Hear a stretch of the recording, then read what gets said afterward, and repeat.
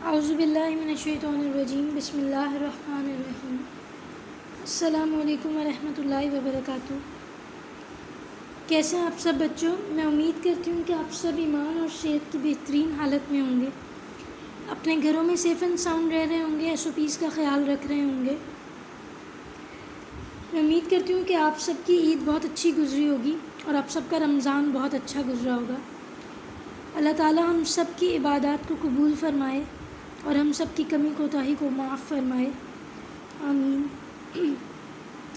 जी बेटा, रमज़ान ख़त्म हो गया है, लेकिन हमारी ये रूटीन जो नमाज की और कुरान की, ये ख़त्म नहीं होनी चाहिए।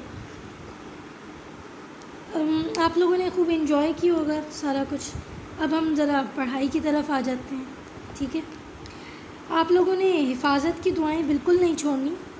वो दुआएं आप लोगों ने पढ़ते रहना है, सुबह शाम के अज़कार में वो शामिल है। तो आप लोगों को हिफाजत की दुआएं याद कराई हुई हैं, नागहानी आफ़ात से बचने की दुआ, उसे 3-3 दफ़ा सुबह और शाम लाजमी पढ़ा करें, ठीक है जी बेटा। हम चैप्टर नंबर 3 पे थे और हमने ईद से पहले अपना point number law of conservation of momentum, force and momentum,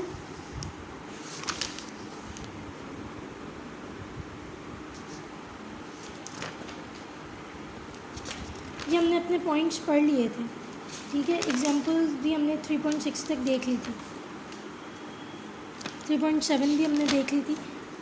अब हम पढ़ रहे हैं फ्रिक्शन को, 3.3।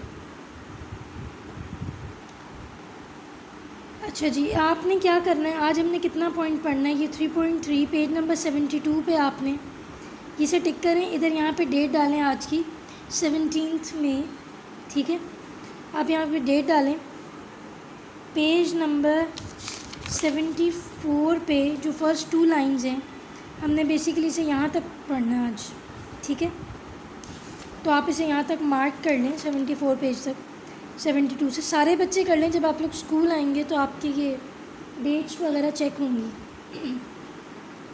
इधर डेट डालें आप आज की, और ये आपका होमवर्क है। टेबल नंबर, इसके टेबल का नंबर नहीं है, बस पे लिखा हुआ है coefficient of friction between some common materials. So ये आपने होमवर्क कॉपी पे ड्रॉ करना है, ठीक है। ये टेबल बनाना है, ये सारा कुछ लिखना है। ये आपका होमवर्क है, इसे टिक कर लें, इस पर होमवर्क लिख लें, और बाकी सारा कुछ आपका लर्न करने के लिए। होमवर्क से मुराद ये सारा आपका होमवर्क है, ये आपका रिटन होमवर्क है, और ये सब लर्निंग वाला होमवर्क है, ठीक है। अच्छा, एक तो इस पॉइंट को देख के आपने घबराना नहीं है। पहले तो हम ये सारा पढ़ लेते हैं, फिर उसके बाद मैं आपको बताऊंगी कि आपने इसे कैसे याद करना है। कुछ ऐसा मुश्किल नहीं है। सो आज का हमारा पॉइंट है फ्रिक्शन। फ्रिक्शन बोलते हैं रगड़ को, ठीक है, रुकावट को। आपने देखा है कि कोई मशीनरी चल रही होती है या दरवाजे ही आपके बाज़ औक़ात आवाज़ आने लग जाती है जब आप उसे खोलते हैं, बंद करते हैं। तो फिर आपने सुना होगा कि आपके घर में बड़े कहते हैं कि इसमें ऑयलिंग करो, इसमें तेल लगाओ, तो इसकी फ्रिक्शन ख़त्म हो जाएगी, तो आवाज़ आनी बंद हो जाएगी। फ्रिक्शन क्या होता है कि मशीनरी के या किसी भी चीज़ के पार्ट्स आपस में रगड़ खाते हैं, ठीक है। तो आप उसको लुब्रिकेट कर देते हैं, उसको फिर स्मूथ कर देते हैं ऑयलिंग करके, तो आप फ्रिक्शन को ओवरकम कर लेते हैं। अब यहाँ पे हम फ्रिक्शनल फोर्स की बात कर रहे हैं। तो ये कौन सी फोर्स होती है? Force that opposes motion of a moving object is called friction. वो फोर्स जो किसी मोशन को अपोज करती है, किसी भी मोशन को, यानी कोई भी ऑब्जेक्ट मोशन में है, मूव कर रहा है, ठीक है। अगर उसकी डायरेक्शन ये है तो फ्रिक्शन की डायरेक्शन इसके ऑपोजिट होगी, क्योंकि इसको रोकने की कोशिश करेगी। तो उस फोर्स को जो मोशन को रोकने की कोशिश करे उसे हम क्या कहते हैं? फ्रिक्शन, ठीक है। तो अब हम इसकी रीडिंग स्टार्ट करते हैं, आपको इसी में से सारा समझाएंगे। Have you notice why a moving ball stops? क्या आपने कभी नोटिस किया है कि एक चलती हुई बॉल क्यों रुक जाती है? Why a bicycle stops when the cyclist stops paddling?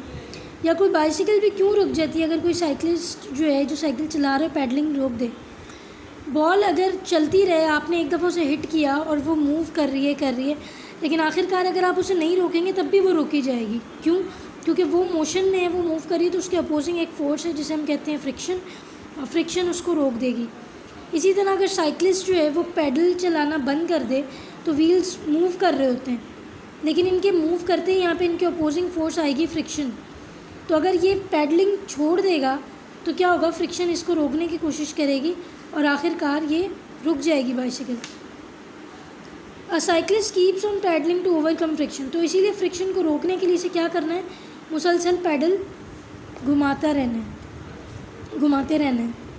Naturally there must be some force, कुदरती तौर पे ही किसी फोर्स का होना ज़रूरी है, दैट स्टॉप्स मूविंग ऑब्जेक्ट्स, जो मूविंग ऑब्जेक्ट्स को रोक सके। Since a force not only moves an object but also stops moving object, force जो है वो सिर्फ किसी ऑब्जेक्ट को मूव ही नहीं कराती बल्कि किसी मूविंग ऑब्जेक्ट को रोकती भी है, उसे भी फोर्स ही कहते हैं।